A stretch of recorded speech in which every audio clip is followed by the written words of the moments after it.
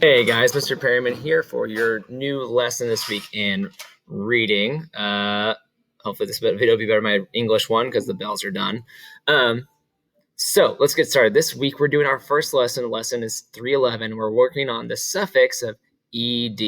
Now to get here, this is the new SLS program. So to get here, what you had to do was from the virtual reading, you clicked on this link, you logged in as a student. This was the student code if you needed it. I'm not entirely sure because I've never done it as a student, but that's the code, and it should just join with Mr. Perryman's room, and you guys should be able to manipulate this on your own. Now, I just have it up here anyway, so I don't have to do a ton of work, but I'm going to essentially kind of take you guys through it, show you how it works, and we'll get started. I'm gonna hide that so it makes more sense. So we're working on this new, not new, this is something that's really familiar to you guys, so we should be able to get through this pretty quickly. But the suffix ed. Ed makes a suffix, right? Let's look at these words. Dust, smell, jump. We all know what they mean. We understand these words, right? These are simple, regular words. Now, what happens though if I want to talk about these words like they happened a while ago or at some point in the past? If I had to come into my room and clean it from all the dust, I would say I dusted. I woke up one morning and went outside and I smelled the grass, right? You get that smell when you go outside, and you can say, I breathed the night and I smelled the air, right? Or I found out that all of you guys did all of your work and turned in everything. It was perfect, and I jumped for joy, right? What's happening is I'm not using a different word. All that happens is I add something to this word. What I'm doing is I'm adding this guy right here, ed. It's a suffix. Suffix means that it comes at the end of a word, right? You guys remember this, suffix, prefix, right? It comes at the end of a word. And what does it change? What does it change in the word? I'm not dusting, I dusted yesterday. Yesterday I smelled something. Yesterday I jumped. All it's doing is it's putting it in the past.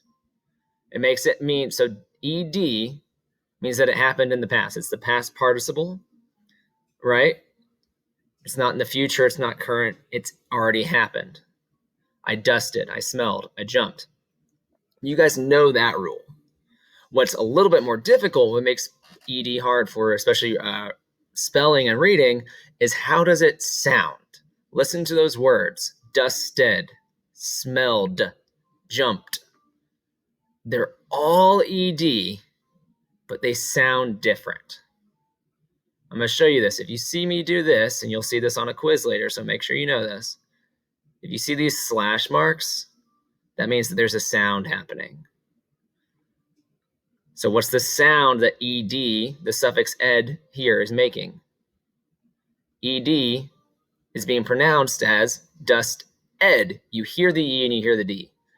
Dusted, ed. What about here? Smelled. Smelled. You don't hear that E anymore. It's quiet. It's not there. But I still spell it the same way, but all I'm hearing is the D sound. And then jumped. Jumped.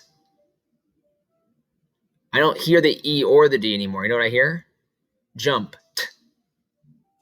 I hear a T. Ah, that's a bad T. Oh, that's real bad. Excuse me, guys. That was terrible. Whoa, my mouse is being super wonky. Sorry, guys. Jumped. What the heck? Sorry, my mouse I think is dying. Jumped, right? Jumped. Dusted, smelled, jumped. They all have a different sound to them. What sound do you hear? It's different depending on the word, but they're all spelled with ed. They all mean that it happened already. It changes no matter what word it is. It's going to change it to be in the past, but how we pronounce it's different. It depends on the word. What I want you to do is you're going to practice using multisensory, right? So you're going to, on your next slide, you're going to see this activity. This activity is kind of for a grade. I use it. I'm not going to grade like how well you did necessarily, but I am going to grade did you do it, because that lets me know if you logged in and looked at this. So I want you to read each word and decide if the suffix ed sounds like ed, d, or t at the end of the word. And you can drag and click them. I'll show you kind of how it works. So you'll see something like this.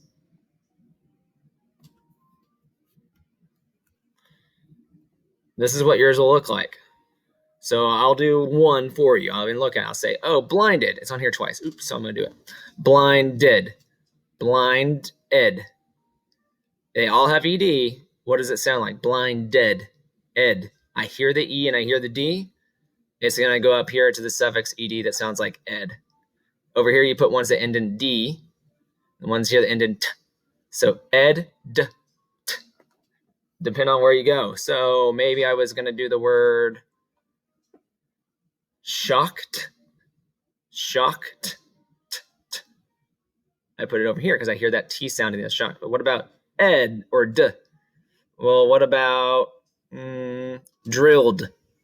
Drilled, d, d, d. I don't hear the E, so I'm going to put it here. That's what you guys will do. When you're done, there's going to be a button up here that says done. Just click the done button, and all it does is it'll give me a check mark. See, these people all did it today, but they didn't put the check mark, so I don't know. Right?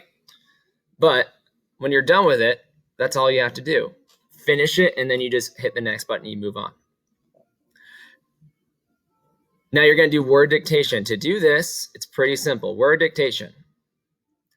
Write the words that you hear on a piece of paper. If you have your workbook, you can use one of those pieces of paper. If not, just use a regular piece of paper. You're not turning this into me, but please do it. This is for you. You're going to be able to figure it out.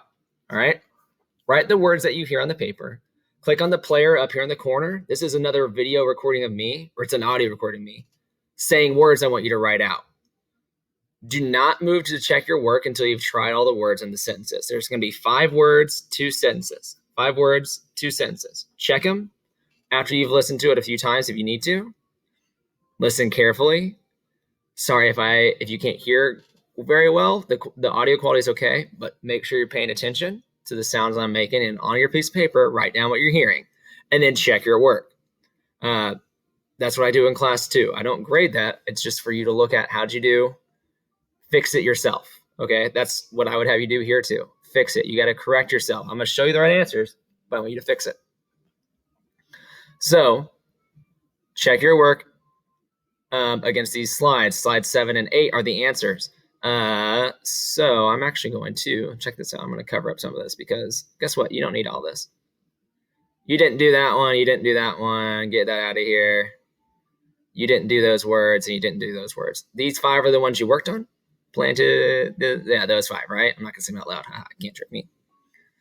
And over here, you didn't do these bottom ones. You only did 3 and 4, or 1 and 2. So check your work, see how you did. Give yourself a high five, right? Oral fluency reading. Read these sentences out loud. Read them out loud to yourself. See if you can get them. All right? This is just an oral fluency. Just try to read them out loud to yourself, okay? All these words, I'll tell you right now, if you're struggling with them, these end in the ed sound, these end in the t sound, and the d sound. All right? This is just you reading to yourself out loud, nothing crazy.